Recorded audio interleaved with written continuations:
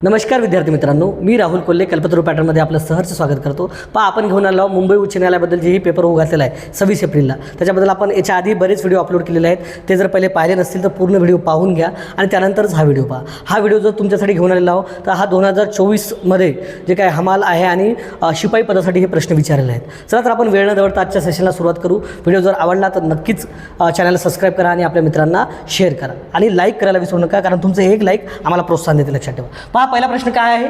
पहिला प्रश्न 1857च्या उठावाबद्दल आहे. 1857च्या उठावाबद्दल एक प्रश्न राहते हमखास. ओके, इतिहासामध्ये काय एवढं डीपमध्ये नाही जाणार. तर 1857चा उठाव जो आहे तर याच्यावर एक प्रश्न विचारतात. लक्षात ठेवा. तर इथे आपल्याला विचारलं संदर्भात, उठावाच्या संदर्भात जोड्या विचारले आपल्याला. तर राणी लक्ष्मीबाई यांनी उठाव कुठे केला आहे?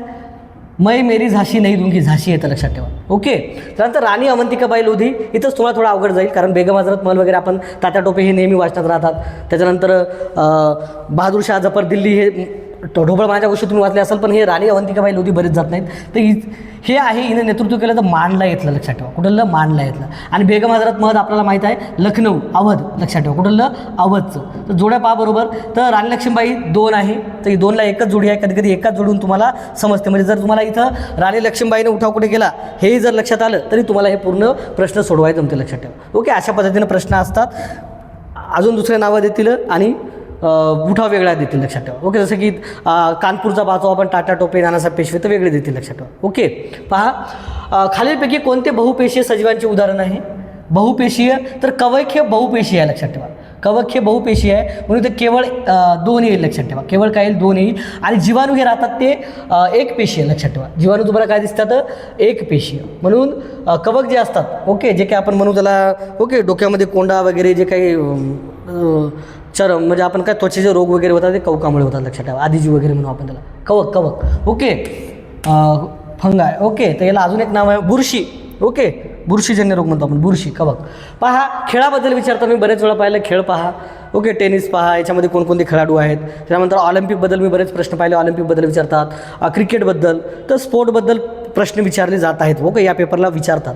पहा, बास्केटबॉल कोर्टाबाबत खालीलपैकी कोणते विधान योग्य आहे? तर बास्केटबॉल कोर्टची साईड लाईन आणि एंड लाईन अनुक्रमे 28 मीटर ही साईड लाईन म्हणते आणि 15 मीटर ही रुंदीची असते म्हणते एंड लाईन. तर हे उत्तर बरोबर आहे. लक्षात ठेवा. ओके, पहिलं जे दिलं आहे ते बरोबर आहे. त्यानंतर बॅक सपोर्ट पोल एंड लाईनपासून 2 मीटर दूर असतात. किती? 2 मीटर दूर असतात. हे पण बरोबर आहे. याच्यामध्ये 1 आणि 2 हे दोन्ही उत्तर तुम्हाला काय दिसतील? बरोबर दिसतील. कशाबद्दल? बास्केटबॉल संबंधित. लक्षात ठेवा. ओके, तर विचारतात, असा क्वेश्चन म्हणून घेतलेला आहे आणि विचारलेला क्वेश्चन आहे ते. खालीलपैकी काय लोकशाहीचे दीपगृह? दीपगृह आपल्याला माहिती आहे अंधारातून वाट दाखवते, प्रकाश दाखवते. तर त्याला काय म्हणू? Light house of democracy. तर चौथा स्तंभ आहे आपला लोकशाहीचा. तो म्हणजे कोणता? माध्यम, प्रसार माध्यम. कोणता? प्रसार माध्यम आपण पाहतो. न्यूज. ओके, ते मग वर्तमानपत्र असो की आपल्या टी व्हीवरच्या न्यूज पाहतो. कधी कधी आपण म्हणतो की प्रसार माध्यम जे काही ज्याचे कामं पाहिजे करायला पाहिजे तसे करणार. ओके, तसं बरेच वेळा याच्यावर टीका टिप्पणी होते, कारण बरेच चॅनल पाहतो आपण. तर जे काही सत्य दाखवायला पाहिजे ते दाखवत नाहीत, उलट बिनाकामाच्या सास बी कवी बहुती सिरियलमध्ये उद्या काय होईल ते आधीच दाखवायले. म्हणजे नेमकं काय दाखवायला पाहिजे तेही कळायला पाहिजे. बाकी देशावर आपलं काही वेळा जास्त लक्ष राहते, देशातले प्रश्न सोडून बाकी देशातलं दाखवत राहतो आपण. तेही कुठेतरी या माध्यमांना कळायला पाहिजे, प्रसार माध्यमांना. कारण या प्रसार माध्यम हे आपल्या लोकशाहीचा चौथा स्तंभ आहे. लक्षात. कारण त्यांना काय म्हटलेलं आहे? दीपगृह म्हटलेलं आहे. कारण अंधारातून वाट, जे काय आपण जनता आहोत यांचे प्रश्न मांडण्यासाठी आपल्याला मध्यस्थी कोण आहे? माध्यम आहेत. लक्षात ठेवा. आणि याच्यामधूनच सरकारला आपले प्रश्न कळतात. ओके, माध्यमच मांडतात. काय दुष्काळ पडला, काही पडला, ओके, तरी माध्यमच सरकारपर्यंत घेऊन जातात. बाकी न्यायव्यवस्था हे पण एक आपण काय म्हणू एक स्तंभ आहे. लक्षात ठेवा लोकशाहीचा. त्याच्यानंतर विधानमंडळ आपण याच्यामधलं पाहतो. ओके, राज्यातलं विधानमंडळ, विधानसभा, विधान परिषद. त्याच्यानंतर संसद आणि लोकसभा, राष्ट्रपती हे पण आहे. लक्षात ठेवा. आणि कार्यकारी यंत्रणा. ओके, याच्यामध्ये कार्यकारी यंत्रणामध्ये काय येते? पंतप्रधान, त्याचं मंत्रिमंडळ, राज्य लेवलला मुख्यमंत्री, त्याचं मंत्रिमंडळ. तर कार्यकारी यंत्रणा, त्याच्यानंतर विधानमंडळ म्हणजे ओके, विधानमंडळ म्हणजे आपण त्याला अजून काय म्हणू? संसद म्हणू. ओके, विधानमंडळ हे राज्य लेवलला असते, संसद. आणि त्याच्यानंतर न्यायव्यवस्था, जे काही आपण पाहतो सर्वोच्च न्यायालय, उच्च न्यायालय आणि जे काही जिल्हा न्यायालय, ग्रामीण लेवलला आपण ओके जे काही दंडाधिकारी न्यायालय पाहतो त्या प्रकारचे, तालुका न्यायालय. ओके, तर ही न्यायव्यवस्था पाहतो आपण. हे 4 स्तंभ आपल्या लोकशाहीचे आहेत. ही लोकशाहीची नीव आहे आपल्याला, लक्षात ठेवा. याच्यावर उभी राहिलेलं आहे. त्याच्यामध्ये म्हणून प्रसार माध्यमाला एक आपण काय म्हटलेलं आहे? प्रसार माध्यमाला एक लोकशाहीचा चौथा स्तंभ म्हटलेला. लक्षात ठेवा. ओके, कारण तेच आपल्या जनतेचे प्रश्न सरकारसमोर नेत असते. पश्चिम किनाऱ्याच्या दक्षिणेकडील पट्टीला काय म्हणतात? पश्चिम किनाऱ्याला म्हणतात मलबार. ओके, मलबार किनारा म्हणतात. आणि कोरोमंडळ हा पूर्वेकडला म्हणतात. पूर्वेकडे म्हणजे आपल्याला काय म्हणू आपण त्याच्यामध्ये जे काही तामिळनाडूला लागलेलं आहे का, ओके, तामिळनाडू. आणि पश्चिमेकडील आपण काय म्हणू, जे की कर्नाटक आणि केरळमध्ये लागलेला जे काही समुद्रकिनारा त्याला मलबार किनारा म्हणतात. ओके, पश्चिमेकडील दक्षिणेकडला, ओके, पश्चिम बाजूला लागलेला. आणि हे पूर्व बाजूला लागलेलं दक्षिणेकडील कोरोमंडल. ओके, हे पूर्वेकडील आपण करू म्हणू. हे पश्चिम किनाऱ्याच्या दक्षिणेकडील पट्टीला काय म्हणतात, तर हे पूर्वे किनाऱ्याला म्हणतात.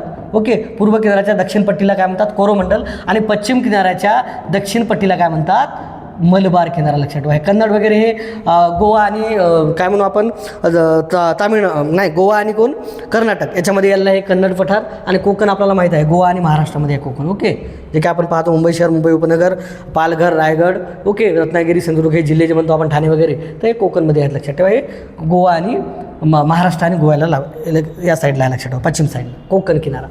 आना लॅम्सडेन आहे.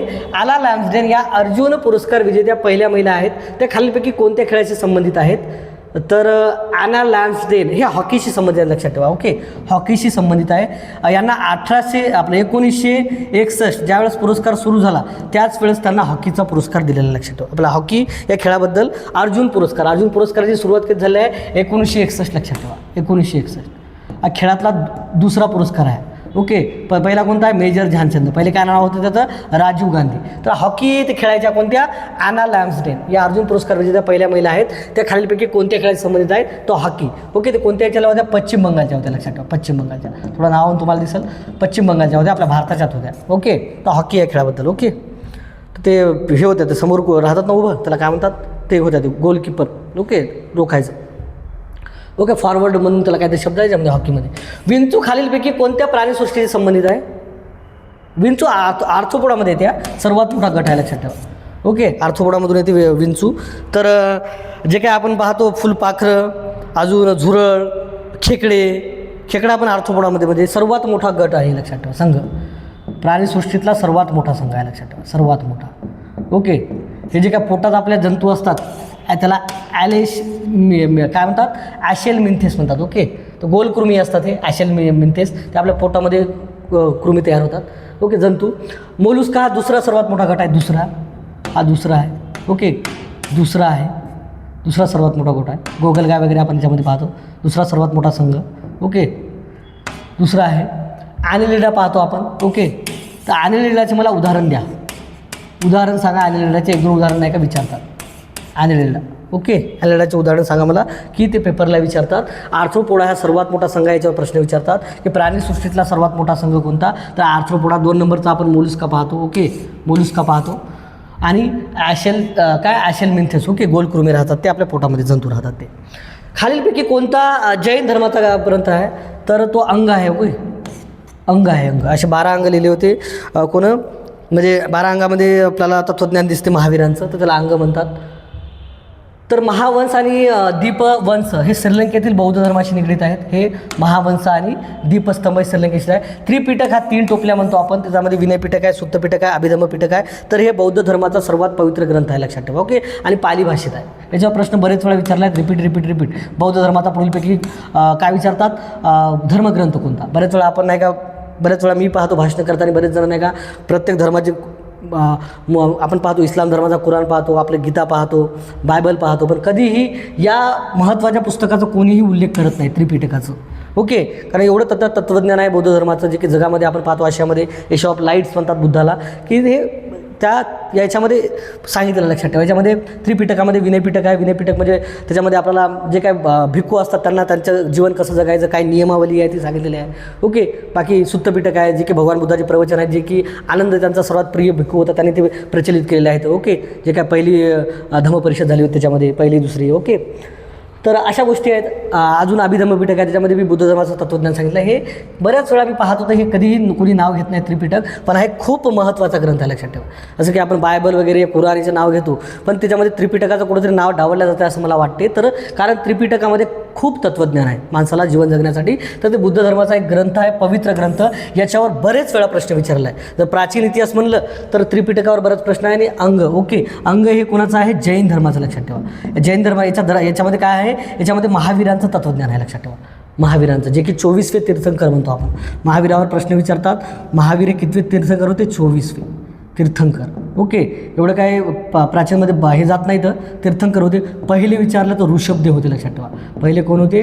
ऋषभदेव. ओके, ऋषभदेव. तर हे विचारतात म्हणजे विचारतात. पहिले तीर्थंकरा आणि 24 म्हणजे 24 झाले, लक्षात ठेवा. तीर्थंकर म्हणजे खूप हा जुना धर्म दिसतो तुम्हाला, जैन धर्म.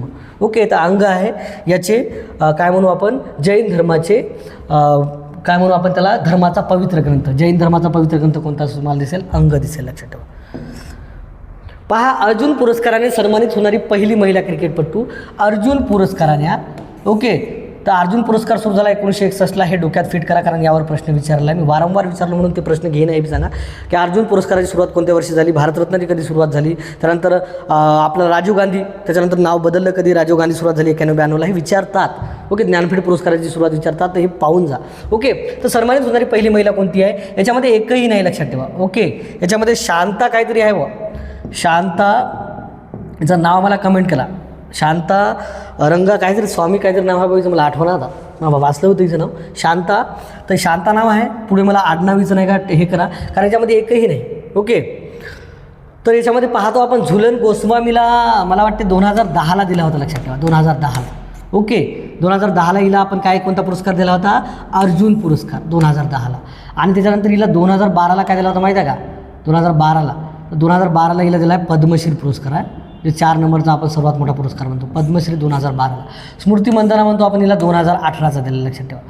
17-18 दिलेला आहे. त्यानंतर मिताली राजला 2003चा दिलेला, लक्षात ठेवा. आणि 2015ला हिला काय केलं आहे? हिला पद्मश्री दिला, लक्षात ठेवा. पद्मश्री. ओके, विचारतात पद्मश्री पुरस्कार.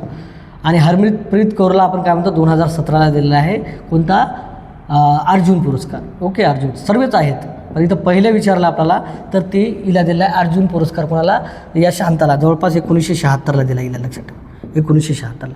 टेस्ट क्रिकेटची ही होती, कॅप्टन होती. ओके, मला तिचं आडनाव आठवणं म्हणून प्रॉब्लेम आला होता, पण शांता नाव होतं एवढं नक्की, शांता. ओके, तर ती टेस्टमध्ये पुनरागमनामध्येच काय म्हणू आपण तिला, म्हणजे पहिली टेस्टचं क्रिकेटमध्ये शतक झळकवणारी होती ही, लक्षात ठेवा. जिला की पहिला आपण काय म्हणू अर्जुन पुरस्कार मिळाला. ओके, आता बरेच जण कमेंट करतात सर तुम्हाला तिचं आडनावच आठवणं. बरेच जण पाहतो कमेंट करताना की काही चुकलं की कमेंट होते, पण काही वेळा बऱ्याच गोष्टी होतात त्यावेळेस कमेंट केलं तरी चालते का? ओके, पण जे कमेंट खरोखरच करायला लागते अशा प्रकारचं करत जा, लक्षात ठेवा. कधी कधी लाईक पण करा, आम्हाला चांगलं वाटते. ओके, कारण व्हिडिओ तुमच्यासाठी आणायला, तुमचा रिझल्ट येण्यासाठी आणायला. आणि कोणतेही प्रश्न आणू ना आलतू फालतू. आज जर आलतू फालतू प्रश्न आणतो म्हटलं तर दररोज लेक्चर करायला हरकत नाही. ओके, पण हे तुम्ही समजून घ्या की हे विचारलेले प्रश्न आहे आणि हे विचारतात, हे प्रश्न विचारले आहे अर्जुन पुरस्कार, तर आता विचारू शकतात. ओके, अच्छा, आता पुरस्कार विचारू शकता की लेटेस्ट कोणाला दिला, तर आपण पाहतो त्याच्यामध्ये 2018ला स्मृती मंदानाने दिला, लक्षात ठेवा. ओके, त्यानंतर हरमनप्रीत कौर आता T20चं वर्ल्ड कप नेला आहे, लक्षात ठेवा. हरमनप्रीत कौर ही कॅप्टन होती आपली भारताची. ओके, तर या गोष्टी लक्षात ठेवत जा. T20 दिलं की वनडेचं दिलं ते पहा, अशा कमेंट करत जा. ओके, मास्तराव म्हणजे माझी चूक होत नाही असं काहीच नाही. शिक्षकाच्या चुका होत असतात, पण बरेच वेळा त्या गोष्टी आपण ह्या प्रश्न यायले तर या प्रश्नाबद्दल पूर्ण माहिती करायची, कारण एका लेक्चरमध्ये आपण बऱ्याच गोष्टी घेऊन येऊ शकत नाही, कितीही जर म्हटलं तरी. मग त्याचे फास्ट व्हिडिओ लेक्चर आपण आणू ज्यावेळेस तुमचा पेपर जवळ येईल तेव्हा 21-22 तारखेला जसे आपण फास्ट ट्रॅक लेक्चर घेऊ. पेशीतील द्रवासाठी प्रोटोप्लाझम ही संज्ञा खालीपैकी कोणी दिलेली आहे? तरी पूर्वकिंज याने दिलेलं, लक्षात ठेवा. पेशीतील प्रोटोप्लाझम जे दिसते तुम्हाला, तर हे पेशीतील द्रवासाठी त्यानं काय नाव दिलं? प्रोटोप्लाझम. तर ही संज्ञा त्यानं दिली कोण? पुरकिंजनं. लिव्हेनहुक या आपल्याला सूक्ष्मजीवशास्त्राचा जनक म्हणतात त्याला, लिव्हेनहुकला. याच्यावर प्रश्न आला आहे, सूक्ष्मजीवशास्त्राचा जनक कोणाला म्हणतात? ओके, सूक्ष्मजीवशास्त्राचा जनक कोणाला म्हटले जाते? तर ते म्हणले वाटते लेव्हेनहुकला. रॉबर्ट ब्राऊन, तर यानं पेशीच्या केंद्रकाचा शोध लावला होता. पेशीच्या केंद्रकाचा शोध. ओके, पेशीच्या केंद्रकाचा आणि पेशीचा शोध 1665ला याने काय लावला होता? पेशीचा शोध लावला होता. ओके, 1665. एवढं विचारत नाही. पेशीचा शोध रॉबर्ट हुक, पेशीच्या केंद्रकाचा शोध रॉबर्ट ब्राऊन, सूक्ष्मजीवशास्त्राचा जनक लेव्हेनहुक आणि पेशीतील द्रवाला याने प्रोटोप्लाझम नाव दिले. ओके, तर तो कोण होता? पुरकिंजे. ओके, नेक्स्ट क्वेश्चन पहा. अजूनही चॅनलला सबस्क्राईब केलं नसेल करून घ्या. व्हिडिओ जर खरंच तुम्हाला वाटत असेल की आपल्या फायद्याचे आहेत तर नक्कीच करा. पूर्व घाटातील खालीलपैकी सर्वोच्च शिखर कोणते? तर महेंद्रगिरी आहे, लक्षात ठेवा. तर महेंद्रगिरी आता जे आधुनिक पद्धतीनं अजून एक नाव आलेलं आहे, जसे की 1600, ते मला कमेंट करून सांगा. मी त्याचं नाव सांगणार नाही तुम्हाला, थोडं सर्च करत जा. बरेच वेळा आयत्या गोष्टी आपण काय करतो, जे भेटायला म्हणून आपला रिझल्ट कधी कधी राहते. तर सध्या महेंद्रगिरी आहे, पहिले होतं, तर त्या आधुनिक पद्धतीने दुसरं पाहिलं आपण उंच आहे. याच्यामध्ये त्याची लांबी जवळपास 1600च्या वर आहे, याची 1501 आहे. ओके, ते 1690 आहे, जे मी तुम्हाला दुसरं सांगायलो त्याची उंची आहे. ओके, तर हे काय म्हणू आपण पूर्व घाटातील, लक्षात ठेवा. अनाईमुडी दक्षिण आपण पाहतो, दक्षिण भारतातील पाहतो आपण, लक्षात ठेवा. अनाईमुडी पाहतो आपण. ओके, दक्षिण भारतातील आहे ते. त्याच्यानंतर महेंद्रगिरी आहे, लक्षात ठेवा. ओके, अनाईमुडी दक्षिण भारतातील सर्वात उंच शिखर आहे, अनाईमुडी दक्षिण भारतातील. ओके, आता मला तुम्ही 2 गोष्टी सांगा याच्याबद्दल. 2 गोष्टी म्हणजे कोणत्या, की दक्षिण भारतातील सर्वात जे उंच शिखर आहे अनाईमुडी, तर हे पश्चिम घाटातील, लक्षात ठेवा. सर्वात उंच शिखर दक्षिण भारतातील, पश्चिम घाटातील. ओके, सह्याद्रीमध्ये म्हणू आपण त्याला. त्याची मला तुम्ही उंची सांगा आणि कोणत्या राज्यात येते ते सांगा, लक्षात ठेवा. कोणतं, अनाईमुडी. अजून एखादी इन्फॉर्मेशन असेल ते सांगून द्या, कारण त्याच्यावर विचारतात. 1613मध्ये इंग्रजांनी भारतातील भूमीवर येथे त्यांचा पहिला कारखाना उभारला. सुरतला पाहतो आपण 1613, किती 1513ला नाही 1600ला आलते ना ते, 1600ला आलते ते भारतामध्ये त्याची कंपनी, आणि 1613ला सुरतला. गोवाला आपण पाहतो पोर्तुगीज, खूप वर्ष होतं, 1500च्या काळापासून होते, लक्षात ठेवा. आणि 1961ला सर्वात जवळ म्हणजे सर्वात पहिले येणारे भारतामध्ये कोण होते आणि सर्वात शेवटी जाणारे भारतातले कोण होते, तर ते पोर्तुगीज होते, लक्षात ठेवा. 1961ला त्यांनी गोवा सोडला आपला. ओके, 1961ला गोव्याची संस्कृती जबरदस्त करून सोडली त्यांनी. कालिकत येतं वास्को द गामा पाहतो आपण 1498ला, तर वास्को द गामा कालिकत बंदरापती आला होता पहिल्यांदा, Vasco the gamma. Okay, Vasco the gamma, याच्यावर प्रश्न विचारतात. कुठे आला होता तो, कालिकत बंदरावर आला होता. आणि मद्रास पाहतो आपण, तर मद्रास हे चेन्नईला आता नाव झालं आहे. चेन्नई काय म्हणू आपण, तामिळनाडू. ओके, तामिळनाडू. ते बी बऱ्याच प्रकारे होत्या इंग्रजांच्या वगैरे, लक्षात ठेवा. ओके, तर तामिळनाडू 1969ला नाव झालं. ते काहीतरी एक्स्ट्रा सांगून द्या तुम्हाला मी. तर पोर्तुगीजवर गोव्याची सत्ता होती. सुरत हे पहिले आपण वखार जिंकली होती, लक्षात ठेवा. कुठलं आहे, सुरत गुजरातचा आहे, लक्षात ठेवा. म्हणजे गुजरातला पहिली वखार होती. जर राज्य विचारलं तर कुठं इंग्रजांची पहिली वखार केली, गुजरातला. ओके, राज्यावर जर प्रश्न विचारला तर. आणि कुठं, सुरतला, लक्षात ठेवा. एक महत्त्वाचं शहर आहे. 1613ला पोर्तुगीजाची सत्ता कुठं होती, गोव्यावर. ओके, आणि सर्वात पहिले आणि सर्वात शेवटीला गेली. आणि त्याच्यानंतर आपण पाहतो मद्रासमध्ये पण इंग्रजांची बरीच सत्ता होती, कारण आपण पाहतो कलकत्ता, मुंबई आणि मद्रास, तर बरंच क्षेत्र आपण पाहतो इंग्रजांचं कार्य इथंच झालेलं आहे. नाही तर पुणे. दह्यामध्ये खालीलपैकी कोणतं असते, अस्पर्गिक असते. अस्पर्गिक म्हणजे सी, आपण जीवनसत्व म्हणून लक्षात ठेवा. तर अस्पर्गिक हे लिंबूवर्गीय फळामध्ये राहते. याच्यामध्ये लिंबू घेऊ आपण. याच्यामध्ये प्रश्न अजून विचारतात, कोणत्या फळामध्ये राहते. लिंबू आहे, संत्री आहे. ओके, लिंबू आहे, संत्री आहे. त्यानंतर पाहतो आपण मोसंबी आहे, आता एकच आहे मोसंबी. ओके, त्यानंतर आवळा आहे, आवळा. तर याच्यामध्ये फळामध्ये तुम्हाला हे ॲस्पर्गिक आम्ल दिसते. टार्टारिक हे चिंचमध्ये राहते, चिंच. ओके, टार्टारिक कुठं राहते, चिंच. आणि दुसरं कोणतं, चिंच आणि द्राक्ष. ओके, चिंच आणि द्राक्षामध्ये तुम्हाला काय दिसते, टार्टारिक आम्ल दिसते, लक्षात ठेवा. ओके, त्यानंतर लॅक्टिक पाहतो आपण, दह्यामध्ये पाहतो लॅक्टिक आम्ल. त्यानंतर फॉर्मिक आम्ल मुंगीच्या दंशामध्ये आहे, मुंगी. ओके, मुंगी जी चावते आपल्याला, मुंगीच्या दंशामध्ये, मुंगी चावते ना ते, मुंगीच्या दंशामध्ये असते. याच्यावर प्रश्न विचारतात, फॉर्मिक आम्ल कुठे असते. ओके, तर लिंबू, संत्री, मोसंबी. लॅक्टिक कुठं असते, दह्यामध्ये असते, लक्षात ठेवा. ओके, गांडुळा खालीलपैकी कोणत्या प्राणीसृष्टीशी संबंधित आहे. गांडुळा हा येतो ॲनेलिडामध्ये येते की मोलुस्कामध्ये येतो. ओके, गांडूळ आर्थ्रोपोडाचा सर्वात मोठा गट आहे, याच्यामध्ये फुलपाखरं वगैरे येतात. कमेंट करून सांगा. ओके, कमेंट करा. आणि अशा कमेंट करा की मला ॲनेलिडामधले सांगा, ॲशेल मिन्थेस सांगा, गोलकृमी असतात ते. मोलुस्का सांगा, दुसरा सर्वात मोठा गट पाहतो. आणि आर्थ्रोपोडा पहिला पाहतो. याच्यातले येतील तुम्हाला खेकडे वगैरे, झुरळ बिरळ, जे काही कीटक वर्ग आहे सर्व आर्थ्रोपोडामध्ये येतो.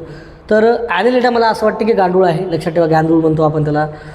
त्यानंतर आपण ओके, अजून एक येते गांडूळ, शेतकऱ्यांचा मित्र म्हणतात. ओके, गांडुळाला शेतकऱ्यांचा मित्र.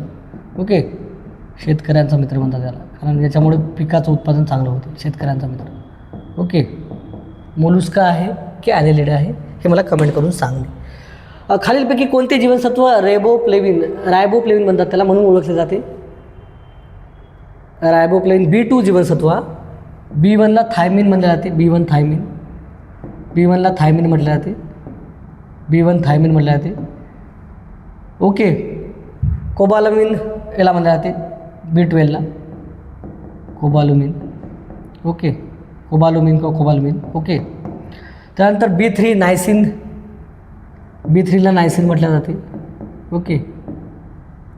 ओके, आणि B12ला काय म्हटलं जाते, riboflavin. Okay, B1 thiamine, B2 riboflavin, B3 thiamine, B5 pantothenic आम्ल, B5 पेंटॅथेनिक आम्ल, ओके पेंटॅथेनिक, ओके पेंटॅथेनिक आम्ल,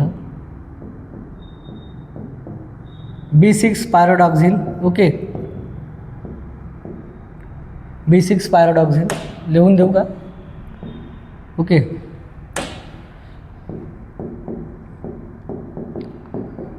B6 पायरोडॉक्झिन, B7 biotin, B7 biotin, B9 folic acid, okay folic, आणि B12 पाहिला आपण कोबालामिन, ओके B12 काय पाहिलं आपण कोबालामिन. तर हे लक्षात ठेवा हे नाव, ओके. त्यानंतर अजीवनसत्व लक्षात ठेवा, याचं विचारलं आहे अजीवनसत्व, अजीवनसत्व काय म्हटलं त्याला? Retinol, okay retinol. बीचा आपण पाहतो बी कॉम्प्लेक्स पाहतो आपण, ओके बी कॉम्प्लेक्स पाहतो आपण. त्यानंतर ॲस्कॉर्बिक म्हणू आपण त्याला, ॲस्कॉर्बिक ॲसिड, ॲसिड मला आम्ल म्हणा, ओके ओके ABC. ड जीवनसत्वाला कॅल्सिफेरॉल म्हणतात, ओके कॅल्सिफेरॉल. ई टोकोफेरॉल म्हणतात त्याला, ओके. तर हे जीवनसत्व महत्त्वाचे आहे, त्याच्यावर प्रश्न विचारतात. कॅल्सिफेरॉल, ओके. ई जीवनसत्व वार्धक्य विरुद्ध जीवनसत्व आपण म्हणतो याला, ओके. हे जर जीवनसत्व नसेल संतती होण्यासाठी प्रॉब्लेम होतात. बाकी सर्व जीवनसत्व अजीवनसत्व आपल्याला माहीत आहे, डोळ्यासाठी महत्त्वाचं आहे. मासे वगैरे खात जा, याच्यामध्ये गाजर वगैरे खात जा. बी कॉम्प्लेक्स पाहिलं, बी कॉम्प्लेक्स बऱ्याच गोष्टी केस बिस आपण म्हणतो. बी जे कॉम्प्लेक्स आहे B8 आहेत लक्षात ठेवा, B8 गट याचे नावं तुम्हाला सांगितले मी. तर याचे विचारतात, कारण इथं रायबोफ्लेविन विचारलं तर बाकी विचारू शकतात. कोबालामिन कोणत्या जीवनसत्वाला म्हणतात, थायमिन कोणाला म्हणतात, तर ओके नायसिन कोणत्या जीवनसत्वाला म्हणतात, पेंटॅथेनिक आम्ल, ओके. तर हे लक्षात ठेवा, हे एकदा रिवाईज करा, ओके. जेव्हा मी शिकवतो तेव्हा हे गोष्टी रिवाईज करत जा. अजून पुस्तकं असेल तुमच्याजवळ तर ते रिवाईज करत जा, म्हणजे क्वेश्चन घेण्यामागे कारण काय की प्रश्न विचारले आहेत. बरेच वेळा आपल्याला गायडन्सच नसते, गाईडलाईन नसते, कसा अभ्यास करायचा, हा घेतलं की कोणतं पुस्तक वाचत असतो. तर त्यासाठी मी असते लेक्चर, लक्षात ठेवा. मौर्य साम्राज्याचा संस्थापक कोण आहे? मौर्य साम्राज्याचा चंद्रगुप्त मौर्य, चंद्रगुप्त मौर्यानं स्थापन केलं, लक्षात ठेवा. विष्णुगुप्त तर आपण पाहतो चाणक्य वगैरे त्याचं नाव होतं, चाणक्याचं विष्णुगुप्त नाव होतं, आणि शेवटचा आहे तो लक्षात ठेवा समुद्रगुप्त. आणि हे बी महत्त्वाचे मौर्य साम्राज्याचे शूर राहिले आहेत, ते शूरवीर होते समुद्रगुप्त म्हणून आणि स्कंदगुप्त. पण आपण इथं काय विचारलं? संस्थापक विचारलं, चंद्रगुप्त मौर्य, लक्षात ठेवा. इथं मौर्य साम्राज्याचा जे संस्थापक विचारला तर तो कोण होता? चंद्रगुप्त, ओके. खालीलपैकी कोणता अनुच्छेद दिल्लीचा विशेष दर्जा देतो? तर दिल्लीला विशेष दर्जा देतो कलम 239A, ओके कलम 239A देते. आलं लक्षात? तर दिल्लीला विशेष दर्जा आहे, लक्षात ठेवा. दिल्लीसाठी विशेष दर्जा, दिल्ली राष्ट्रीय राजधानी क्षेत्र आपलं लक्षात ठेवा, ओके. दिल्लीला विशेष दर्जा देतो. अनुच्छेद 243 हा पंचायत राजशी संबंधित आहे, लक्षात ठेवा. पंचायत राज महानगरपालिकेत संबंधित आहे, नगरपालिकेत संबंधित, ते पंचायत राज संबंधित आहे, ओके पंचायत राज. बाकी 64 वगैरे काही नाही आहे. दिल्ली अनुच्छेद आपण काय विचारला? दिल्लीसाठी विशेष दर्जा काय दिला आहे? राष्ट्रीय राजधानी क्षेत्र हे दर्जा दिला आहे दिल्लीला आपण. तर तो कशामुळे दिला आहे? कलम 239A, दिल्लीला जो विशेष दर्जा म्हणतो आपण, ओके ओके. तर तो दिला आहे 239AA या कलमानुसार, या कलमानुसार दिल्लीला विशेष दर्जा, ओके. बघा 370 पाहतो आपण जम्मू काश्मीरला दिला होता. T20 विश्वचषकाचे पहिले पर्व कोणत्या देशाने जिंकले? T20 विचारतात इथं, लेटेस्ट पण विचारू शकतात चालू घडामोडीमध्ये. तर दोन्ही बी भारतच आहे, ओके. भारताने इथं पाकिस्तानला हरवलं होतं, लक्षात ठेवा. हो, सलग 3 वेळा वर्ल्ड कप T20 देणारा भारत आहे आपला, सलग 3 वेळा कोणत्या लिहिली? सलग 3 वेळा. याचे कॅप्टन पाहून घ्या कोण कोण होते, ओके. सलग 3 वेळा कोण दिलेला आहे? भारत, ओके भारत. पहिला कधी दिला आहे? 2007. दुसरा कधी दिला आहे? 2024. तिसरा कधी दिला आहे? 2026. T20 T20 पहिले कोण होता? Mahendra Singh Dhoni, okay Mahendra Singh Dhoni, okay Dhoni. त्याच्यानंतर पाहतो आपण याला कुठं होता? रोहित शर्मा, कॅप्टन विचारू शकतात. आणि इथं कोण होता रे? सूर्यकुमार यादव. हे चालू घडामोडीचं हे लई चांगलं पाहून घ्या, याच्यावर मी काय प्रश्न घेतो, ओके. ते टेन्शन घेऊ नका, त्याच्यावर प्रश्न घेतो मी. कोणाला मॅन ऑफ द सिरीज भेटली, मॅन ऑफ द मॅच भेटली, किती रन काढले, कोण हारलं, कोणाला हरवलं. ओके, कोणाला हरवलं, न्यूझीलंडला हरवलं आपण. पहिल्या ह्याच्यात कोणाला हरवलं तर पाकिस्तानला. नंतर ऑस्ट्रेलियाने एकदा दिलं आहे 2021ला. डायरेक्ट प्रश्न येऊ शकते, T20चं त्याला ऑस्ट्रेलिया दलिंदर आहे माहीत आहे, त्याने लगातार वन डेचे वर्ल्ड कप दिला आहे तो रिकी पॉन्टिंगच्या काळामध्ये, तेव्हापासून जबरदस्त टीम आहे ती. 2021 साली दक्षिण आफ्रिका बिचारा एक बॅड लकी संघ आहे, उपजेची बॅड लक राहते बिचारायची, एकदाही नाही नेला. वेस्ट इंडिजनं 2दा नेला, 2012 आणि 16. ओके, त्याच्यानंतर आपण पाहतो यानं पण नेलेलं आहे 2020ला आणि 2000 मला वाटते 10 काहीतरी. कोण, इंग्लंडनं 2दा नेलं आहे त्याने. त्याच्यानंतर श्रीलंकेनं पण एकदा नेला 2014ला. तर हे वर्ल्ड कप नेलं आहे जवळपास. आता पाहतो आपण 2 वर्षानं होते, हे लक्षात ठेवा. ओके, तर भारतानं 3 वेळा नेलं आहे, 3चे नाव दिले तुम्हाला मी, 3 कप्तानचे. पाकिस्ताननं पण नेलं आहे 2009ला. ओके, 2010ला नंतर लगेच झाला होता, ते कोण नेला होता, इंग्लंडनं. नंतर 2012चा वेस्ट इंडिजनं, 2016चा वेस्ट इंडिजनं, 2014चा श्रीलंकेनं, 2014चा कोण नेला होता, श्रीलंकेनं. नंतर ऑस्ट्रेलियानं पण नेलेलं आहे. पहा, विनय याच्यामध्ये 2दा कोण नेला होता, इंग्लंड आणि वेस्ट इंडिजनं. 3दा कोण नेला, भारतानं. बाकी एक वेळा, ऑस्ट्रेलिया वगैरे श्रीलंका एक वेळा. विनय पिटकाचे लिखाण यांच्या नेतृत्वाखाली झाले. उपली यांच्या नेतृत्वाखाली. जे काय विनय पिटक म्हणतो आपण, जे काही बौद्ध परिषदा झालेल्या होत्या त्यावेळेस, तर त्या बौद्ध परिषदामध्ये जेही बुद्धाचं तत्त्वज्ञान आहे, ओके, ते सांगण्यात आलं आहे. आणि ते जे काही विनय पिटक म्हणतो आपण, हे भिक्खूच्या नियमासाठी आहे. जे काय म्हणते जे आपण म्हणतो त्यांच्या नियमावलीसाठी आहे. विनय पिटक म्हणजे त्यांचं नियम आहे त्याच्यामध्ये, कोणाचे, भिक्खूंचे नियम. ओके, तर हे उपली याने मांडलेले आहेत. गौतम बुद्ध हे बौद्ध धर्माचे संस्थापक दिसतात आपल्याला. ओके, तर त्यांचा जे काय उपदेश आहे ते मौखिक होता. नंतर त्यांचं जे काय आपण त्यांचा प्रिय शिष्य आपण आनंद म्हणतो किंवा उपली वगैरे यांनी जे काही विचार होती, ओके, जे तत्त्वज्ञान होतं, हे नंतर प्रत्येक धम्मसंगणीला म्हणजे लोकांपर्यंत पोहोचवलेलं आहे. त्याला धम्म परिषद म्हणतो आपण. ओके, तर गौतम बुद्ध आहेत ते बौद्ध धर्माचे संस्थापक म्हणतो आपण त्यांना. आनंद हा सर्वात प्रिय भिक्खू होता, लक्षात ठेवा. सुत्त पिटक त्यांनी लिहिलेलं आहे. बुद्ध धर्माची जे काही आपण म्हणतो, ओके, सुत्त पिटक हे महत्त्वाचं आहे, कारण याच्यामध्ये डायरेक्ट बुद्धाने जे सांगितलेलं आहे तत्त्वज्ञान ते सुत्त पिटकामध्ये आहे, लक्षात ठेवा. जे आनंद या प्रिय यानं हे लिखाण केलेलं आहे, लक्षात ठेवा. पाली भाषेमध्ये तुम्हाला हे ग्रंथ दिसतील. त्रिपिटकाचा समावेश आपण जे म्हणतो, तर विनय पिटक, सुत्त पिटक आणि अभिधम्म पिटक, हे 3 पिटक मिळून त्रिपिटक म्हणतो. ओके, 3 नावच आहेत त्रिपिटक. याच्यावर प्रश्न बरेच वेळा रिपीट झाले आहेत, ते पाहून घ्या एकदा. खालीपैकी कोणत्या राज्यात द्विसदनीय विधानमंडळ आहे, नाही विचारलेलं आहे. केरळमध्ये नाही, केरळमध्ये नाही आहे. द्विसदनीमध्ये विधानसभा आणि विधान परिषद. आपण याच्यावर सांगितलेलं आहे बरेच वेळा. विधान परिषद कलम 169 विधान परिषद स्थापन करणे आणि त्यातून रद्द करणे, इथं हे अधिकार संसदेला आहे. स्थापन करू शकते आणि रद्द करू शकते. पहिले विधानसभेचा ठराव पाहिजे त्याला. ओके, स्थापन करायचे असेल तर. जसं की तामिळनाडू, आंध्र प्रदेश पाहतो आपण. आंध्र प्रदेशनं पहिले बंद केलं होतं, पुन्हा आणलं आता. ओके, तर आंध्र प्रदेशमध्ये आहे आणि ते कर्नाटकामध्ये आहे. तर तामिळनाडूचा प्रस्तावित आहे. बाकी काही राज्याचं आहे का, काही बाकी राज्यानं काढून ठेवलं. ओके, पंजाब या राज्यात, पश्चिम बंगाल वगैरे यांनी, तर ते डोक्याला ताण राहते बऱ्याच वेळा, तर म्हणून ते विधान परिषद ठेवत नाही. तर वेगळ्या गोष्ट आहे. तर आपल्याला इथं पाहायला लागते. पहिले पुन्हा एकदा रिपीट करतो मी इथं. तर इथं पहिले घ्यायचं उत्तर प्रदेश आहे, सर्वाधिक जास्त लोकसंख्या आहे. मी आधीच सांगितलेलं आहे का सर्वाधिक जास्त सदस्य आहेत तिच्यात. ओके, उत्तर प्रदेश याच्यामध्ये आमदार आहेत 100 आहेत. त्यानंतर पाहतो आपण बिहार, त्यानंतर आपण पाहतो बिहारला 75. त्यानंतर आपण पाहतो महाराष्ट्राला पाहतो आपण 78. महाराष्ट्र लक्षात ठेवा, विधान परिषद सदस्य संख्या किती आहे, 78 आहे. ओके, त्यानंतर आपण पाहतो महाराष्ट्रानंतर काय पाहतो आपण, कर्नाटकची पण 75 आहे, लक्षात ठेवा. लिहायला काय 1 लागते. 100 सदस्य संख्या 75. त्यानंतर आपण पाहतो कुठली रे, उत्तर प्रदेश, बिहार, महाराष्ट्र, कर्नाटक, तेलंगणाची 40च आहे. तेलंगणा 40 आहे आणि आंध्र प्रदेशचे 58 आहे. आंध्र प्रदेश. ओके, एवढं काय विचारणार नाहीत, हे डीपमध्ये आले. तर हे लक्षात ठेवा इथे आहे. म्हणून इथं प्रश्न आहे की कुठे नाही, तर केरळमध्ये नाही, लक्षात ठेवा. म्हणून असा प्रश्न तुम्हाला सोडवायसाठी तुम्हाला पहिले माहीत पाहिजे की म्हणजे विधान परिषद कोणकोणत्या राज्यामध्ये आहे. ओके, कलम 169 याच्याशी रिलेटेड आहे.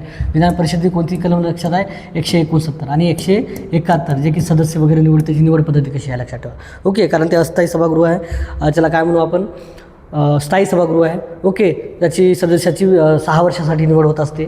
1/3 सदस्य दर 2 वर्षांनी निवृत्त होतात. दर 2 वर्षांनी 1/3 सदस्य ओके निवृत्त होतात. कशामध्ये निवृत्त होतात कशामध्ये होतात, तर विधान परिषदेमध्ये 1/3. ओके, 6 वर्ष त्यांचा कार्यकाळ असतो एका सदस्याचा. मग तो विधान परिषदेमध्ये गेला तर तो किती वर्ष राहील? 6 वर्ष राहील. ओके, बाकी पाहतो आपण 2/3 पाहतो आपण विधानसभेतून होते, 2/3 पाहतो आपण जे काही स्थानिक स्वराज्य संस्थेमधून होतो आहे. त्यानंतर आपण पाहतो बरेच वेळा ओके जे काय म्हणतो आपण शिक्षक मतदारसंघामधून होते, पदवीधर मतदारसंघामधून होते त्याची निवड. आणि काही राज्यपाल करतात. राज्यपाल कशाची करतात? जे की कला साहित्य विज्ञान याच्यामध्ये आहेत अशी 6 जणांची करतात. 1/6 लक्षात ठेवा. ओके, 1/6 अशी निवड करतात. कोण करतात? राज्यपाल. तर ते नेक्स्ट ते बरंच डीपमध्ये आम्ही सांगितलेलं आहे वाटते, आधीच व्हिडिओ पाहून घ्या. MS वर्ल्ड डॉक्युमेंटमध्ये प्रिंटचा पूर्वलोकांसाठी खालीलपैकी याचं कमेंट करून सांगा. कमेंट करून सांगा कोणती की आहे. लक्षात ठेवा, सेंट्रल F1 आहे, F2 आहे की F3 आहे. लक्षात ठेवा, याच्यामध्ये तुम्हाला कळेल. MS वर्ल्ड डॉक्युमेंटमध्ये पूर्वी लोकांसाठी खालीलपैकी कोणती की वापरली जाते? MS वर्ल्ड 10वर लय प्रश्न विचारले आहेत. ओके, 10वर 10 याच्यावर प्रश्न लय आहेत, ते पहा एकदा.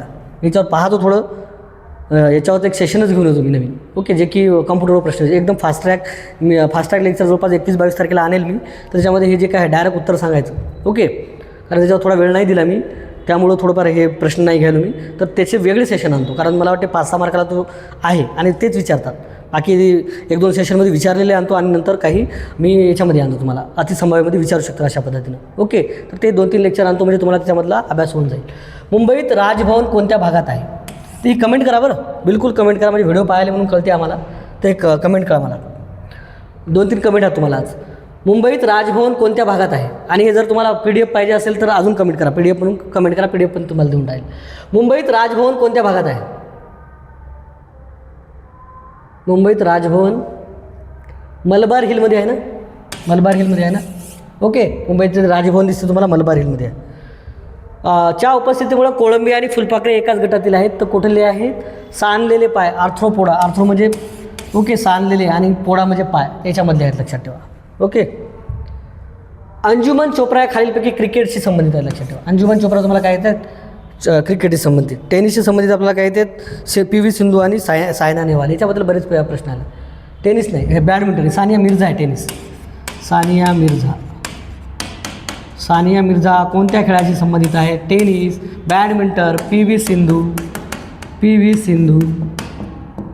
सिंधू आणि सायना नेहवाल. हिनं आताच जानेवारीमध्ये पाहतो आपण हिनं निवृत्ती घेतलेली आहे. ओके, सायना नेहवाल 2012मध्ये तिनं कांस्य पदक जिंकलं होतं.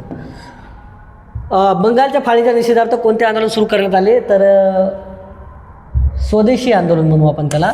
ओके, स्वदेशीचा स्वीकार आणि वंगभंग आंदोलन, अजून याला नाव आहे वंगभंग आंदोलन. ओके, जे काय आपण म्हणू कोर्ट कचेऱ्या, त्यांचं जे काही ओके त्यांचा माल ब्रिटिशांचा वापरायचा नाही, स्वदेशी मालाचा वापर करायचा, अशा प्रकारे होते. आणि वंगभंग चळवळीमुळेच आपण 1911ला पाहतो जे की राजा पंचम जवाहरला बंगालची फाळणी रद्द करावी लागली. ओके, लॉर्ड हेस्टिंग त्यावेळेस नाही काय म्हणतो आपण, आपला गव्हर्नर होता. ओके, व्हाईसरॉय होता. वंगभंग आंदोलन ओके स्वदेशी आंदोलन म्हणतात त्याला. असहकार आंदोलन 1920ला झालं होतं, लक्षात ठेवायचं. साल विचारतात, कधी जोड्या गावामध्ये विचारतात. सविनय कायदेभंग आपण पाहतो, मिठाचा सत्याग्रह इथूनच सुरू केला होता सविनय कायदेभंग. भारत छोडो पाहतो आपण 1942ला. हे सर्व तुम्हाला महात्मा गांधी दिसतात.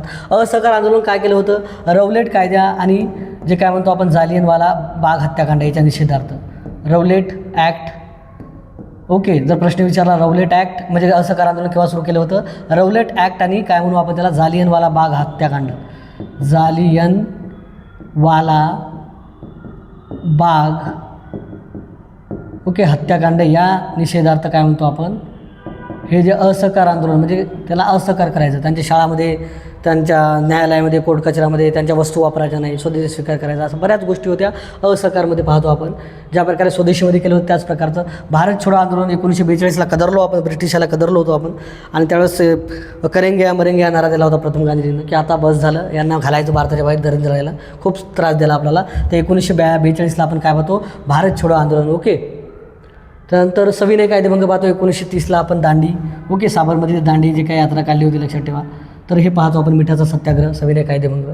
बाकीचे पाहतो आपण चंपारण्य वगैरे सत्याग्रह ते आधीचे होते. महात्मा गांधीविषयी ढोबळमानाने प्रश्न विचारतात. अरुणाचल प्रदेश विधानसभा आहेत 60, लक्षात ठेवा. अरुणाचल विधानसभेमध्ये 60 आहेत. 40 पाहतो आपण मिझोराममध्ये, खूप कमी आहेत. मिझोराममध्ये आपण 40 पाहतो आणि गोव्यामध्ये 40 पाहतो. लक्षात ठेवा, गोव्यामध्ये कमी आहे. गोवा मिझोराम 40 आहे. 48 हे काय म्हणतो आपण महाराष्ट्र लोकसभेच्या जागा आहेत. महाराष्ट्र लोकसभा. ओके, महाराष्ट्र लोकसभेवर निवडून दिलेल्या जागा आहेत ते. ओके, महाराष्ट्र लोकसभामध्ये काय म्हणू आपण खासदार. लक्षात ठेवा किती आहेत महाराष्ट्रातून, किती खासदार जातात, 48 खासदार जातात लोकसभेवर. लक्षात ठेवा. ओके, 48 हे आकडा त्याच्या संबंधित आहे. 78 म्हणलं तर विधान परिषद, त्याच्यानंतर 288 म्हणलं तर काय विधानसभा. हे लक्षात ठेवा, सोपं वाटेल तुम्हाला. 288 चुकू नका, बरेच वेळा चुकवता तुम्ही. विधानसभा. ओके, विधानसभा सर्वाधिक आपण पाहतो कुठं 403. कुठे पाहतो उत्तर प्रदेश. ओके, उत्तर प्रदेश 403 पाहतो आपण. त्यानंतर 288, 293 ते 94 आपण पाहतो कुठे पाहतो पश्चिम बंगाल. आपल्यापेक्षा जास्त आहेत. ओके, पश्चिम बंगाल. तर या गोष्टी लक्षात ठेवा. ओके, त्यानंतर पाहतो आपण 60 कुठे आहेत अरुणाचल प्रदेश. 60 दिसतात तुम्हाला.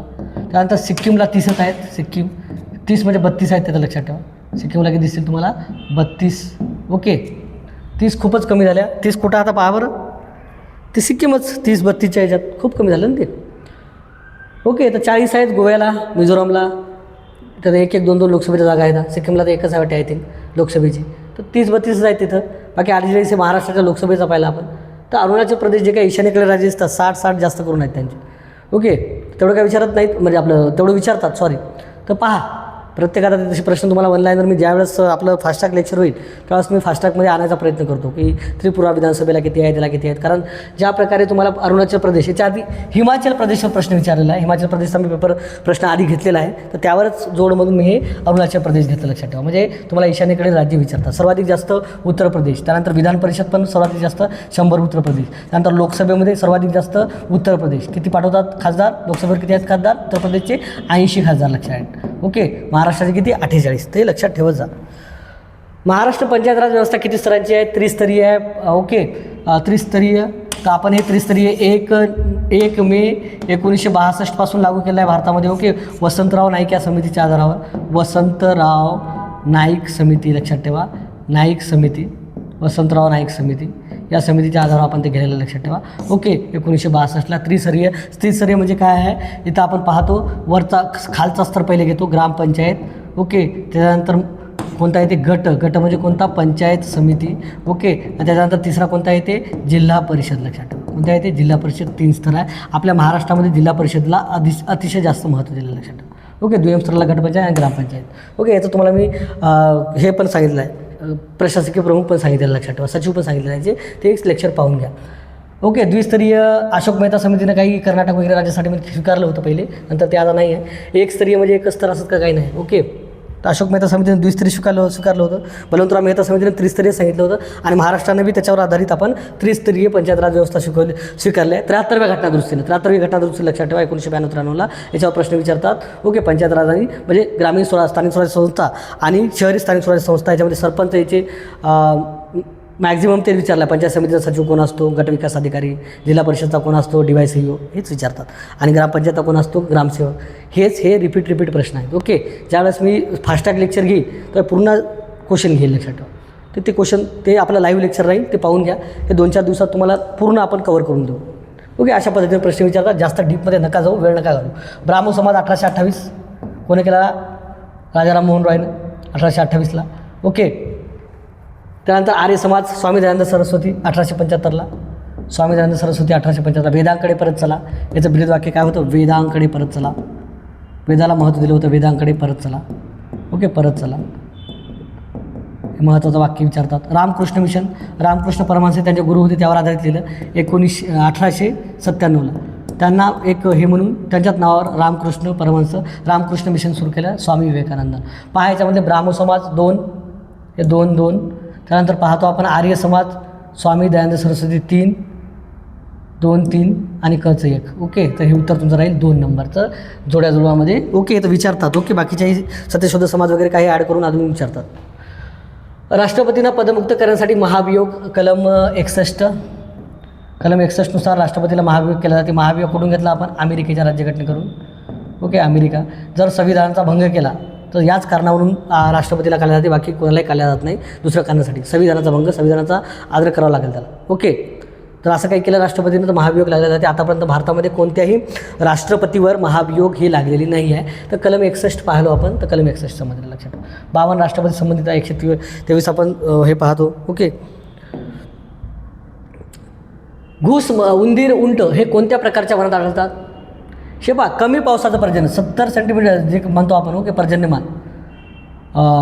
काटेरी आहे वने आणि झुडपे. ओके, कारण त्याचं पावसाचं प्रमाण कमी असते ना. उंट तुम्हाला प्राणी माहीत आहे, उंट झाला, कोल्हा झाला, लांडगा झालं, त्यानंतर काटेरी, अजून कोण झालं, हे घूस झाली, उंट झाला, उंदीर झाला, तर हे अशा भागामध्ये राहू शकतात, लक्षात ठेवा. ओके, जर कमी पाऊस झाला तर त्या कमी पावसाच्या ठिकाणी हे असे तुम्हाला दिसतात. कोणते प्राणी? ते हे प्राणी, लक्षात ठेवा. काटेरी आणि कोणते? झुडपे. काटेरी वने आणि झुडपे, लक्षात ठेवा. 30 प्रश्न झाले का? तर पहा, अजूनही चॅनलला तुम्ही सबस्क्राईब केलं नसेल तर करून घ्या, आपल्या मित्रांना शेअर करा. थोडं फास्टॅग लेक्चर घेतला आज मी, कारण बरेच प्रश्न घ्यायचे आहेत, बरेच लेक्चर घ्यायचे आहेत. 26 एप्रिलच्या अनुषंगाने बऱ्याच गोष्टीवर प्लॅनिंग चालू आहे की जी कशा पद्धतीने तुमची प्रॅक्टिस होईल. त्यामध्ये तुम्हाला कॉम्प्युटरचे जे प्रश्न आहेत ते बी निश्चिंत राहा. ते पहिले मी विचारलेले घेतो, म्हणजे कशा पद्धतीने विचारतात ते आता येऊ की नाही येऊ, पण ते MS Word 10वर मला वाटते बरेच प्रश्न विचारले आहेत. तर ते आपण एक त्याला काय म्हणू आपण 22-23 तारखेला जे फास्टॅग लेक्चर घेऊ आपण त्यावर. त्याच्यानंतर आपण चालू घडामोडीचे सेशन आणणार आहोत. चालू घडामोडीचे 2 ते 3 सेशनमध्ये बरेच प्रश्न किंवा बऱ्याच गोष्टी मी तुमचा कव्हर करायचा प्रयत्न करतो. 3-4 सेशन त्याचे पण आणतो की वायफळ चालू घडामोडी नका वाचू, जे काही चालू घडामोडी विचारू शकतात. ओके, पुरस्कार झालं, त्यानंतर महत्त्वाच्या व्यक्ती झाले, महत्त्वाचे पुस्तक झाले, खेळाबद्दल जे काही, ओके, हेच प्रश्न रिपीट होत असतात. जे की या प्रश्नाच्या आधारित जे काही मागील प्रश्न विचारले आहेत त्याच प्रश्नाच्या आधारित मी आताच्या चालू घडामोडी घ्यायचा प्रयत्न करतो. ओके, जसं की आपण महाराष्ट्र भूषण पाहतो, भारतरत्न पाहतो, हे जे काही, ओके, पद्मविभूषण पाहतो, पद्मभूषण पाहतो. तर 131 जणाला आता सध्या आपण दिला आहे पुरस्कार, 131 जणाला हे विचारू शकतात. तर या आधारित, ओके, 26 जानेवारीला पुरस्कार दिले जातात 131 जणाला. पद्मश्री किती जणाला भेटला, पद्मभूषण किती जणाला भेटला, महाराष्ट्रातील किती जणाला भेटला. तर हे काही महत्त्वाचे आहेत. काही इंटरनॅशनल पुरस्कार आहेत ते पाहू आपण. तर याच्यावर प्रश्न विचारतात. काही इंटरनॅशनल चालू घडामोडी झाले आहेत, ओके, जे काही महत्त्वाचे असतात, जसं की बंगालचं सरकार बदललं, त्यानंतर नेपाळचं बदललं, तर यावर काही चालू घडामोडी येतात. ते असे मी प्रश्न घेऊन येतो. निश्चिंत राहा, तुम्ही फक्त अभ्यास करा. व्हिडिओ कसा वाटला ते लाईक करा, शेअर करा, आणि जे तुम्हाला प्रश्न विचारले कमेंटमध्ये द्या, म्हणजे मलाही वाटलं पाहिजे की बुवा विद्यार्थी आपला व्हिडिओ पाहिले आणि चांगला रिस्पॉन्स द्यायला. त्यानंतर PDF पाहिजे असेल तर PDF म्हणून तुम्ही काय करा, एक खाली मॅसेज करा, ओके, त्याला काय म्हणतो आपण, कमेंट करा. ओके, आणि व्हिडिओ कसा वाटला तर लाईक करा. तुमचा एक लाईक आम्हाला खूप चांगलं वाटते किंवा या व्हिडिओला एवढे लाईक आली. त्यानंतर सबस्क्राईब पण करा. ओके, चला तर आपण भेटू पुढच्या व्हिडिओमध्ये. धन्यवाद.